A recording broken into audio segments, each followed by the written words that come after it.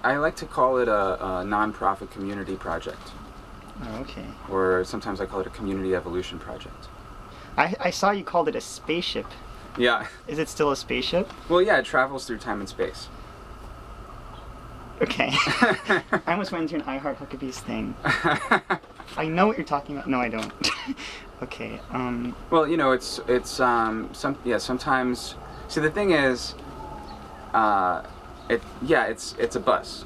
It's about building a bioregional collaborative network and co-producing awesome events, community events, and conscious nightlife, and bringing a lot of concepts to people that to make them more tangible in their everyday lives, you know, and help transform our society. Is there a connection between, at least within the bus tour, between spirituality and the environment?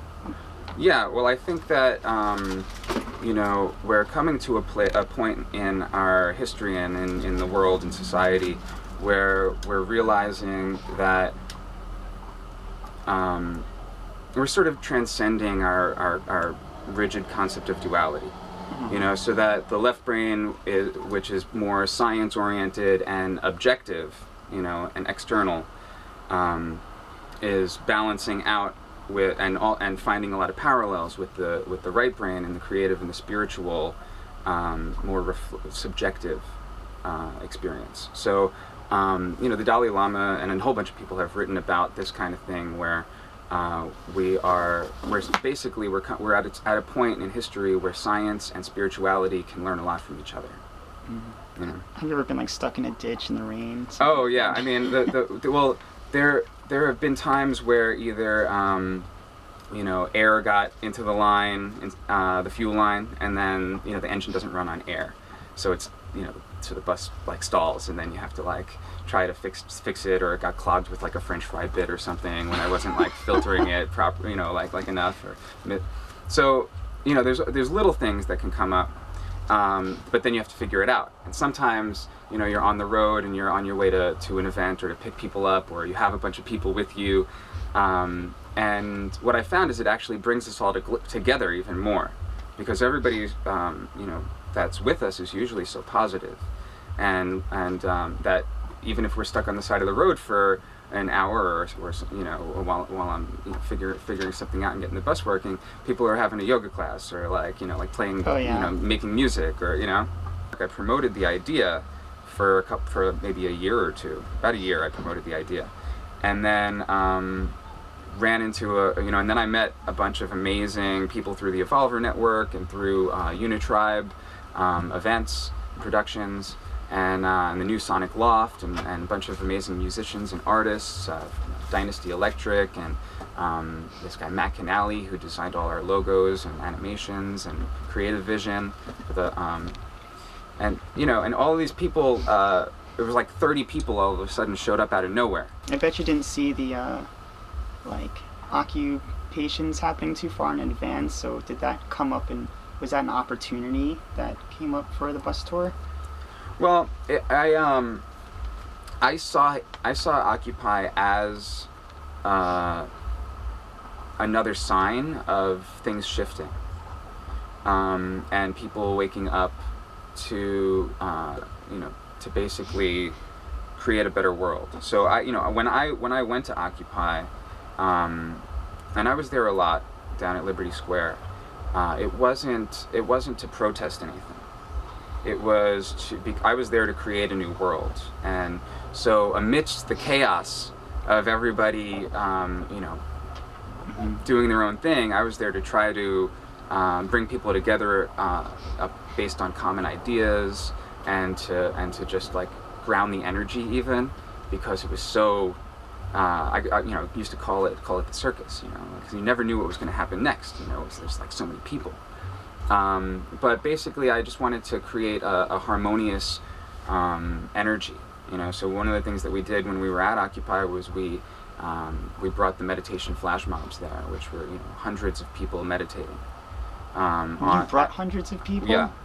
we would create these events where it would be, you know, at this day and time, come to Liberty Square and meditate, and, you know, a couple hundred people would show up, and we would all meditate for an hour. And a lot of people joined in? Yeah, definitely. Do you think people appreciated that or were affected by it? Most people really appreciated it, I think, and they even said so afterward when I was walking around. They could feel the difference in the square. Yeah. They're like, thank you so much, like everything feels so much better right now, than it did before. When was that? Because maybe that mattered along their story. It was throughout the whole thing. Actually, it's funny. We started the meditation flash mobs last year in the spring in Union Square, and then at one point in the summer we moved. We started hosting them out on Wall Street, right outside the stock exchange.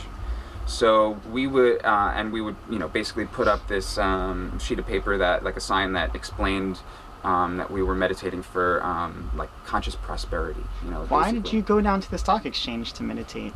Because we saw that all of these things shifting in the world, and how much power that place has on the structures of that need to change. So we were it was actually really funny because we would be meditating there every day that the stock exchange was open for a few weeks. Summer of 11? In the summer of last year, yeah, leading up to Occupy. And on the corner there was a bunch of people protesting and screaming, "End the Fed," and getting all riled up. So it was funny to see the juxtaposition of us meditating and them protesting, both on the same block for a couple of weeks before Occupy started. Is there a common thread that attracts people to, or that makes people get involved, or are people just affecting each other all the time? Yeah, I don't know. I mean, I think that it's about it's really about like opening your heart. One person said to me a while ago, years back, there's two kinds of people in the world: those that have had their heart cracked open, and those that haven't had that happen yet. So I feel like part of the transition that our society is going through is symbolic of the bus changing from yellow to green. So we're moving from the solar plexus chakra to the heart chakra. And shifting our perspective from this separation, this separate identity, to realizing our collective reality and our oneness. It's about seeing the opportunities in things, and about shifting our perspective from more of a victim mentality to one that's empowering. You're also a yoga meditation teacher? Yeah. Yeah. Well, I do. Yeah. And you incorporate that with the bus tour? Yeah. Well, we travel around with a lot of artists and musicians and healers and yoga instructors and sustainability educators, to different events. So, one of the things that we do is we teach people to be more healthy and more to connect with themselves and with their internal energies, so they can transform their reality. Has there ever been anyone who I never thought of this stuff before, and it's completely Oh yeah, it happens every trip. Yeah. Every trip there's new people on the bus. We've met thousands of people over the past couple of years, and interacted with them physically on a personal level. And we've had amazing conversations about all sorts of different topics. We've gone on trips with activists that are trying to end fracking. We've gone on, we've done so many different types of events. We've brought people to sweat lodges. We've done trips to the beach. We've gone to yoga music festivals. We've even gone to psychedelic psytrance parties, and brought and set up healing rooms, and sort of like sacred lounges for people to be able to get away from like the party, or be at the party and also feel grounded and to meet people there. What are your influences? Where do you get ideas from?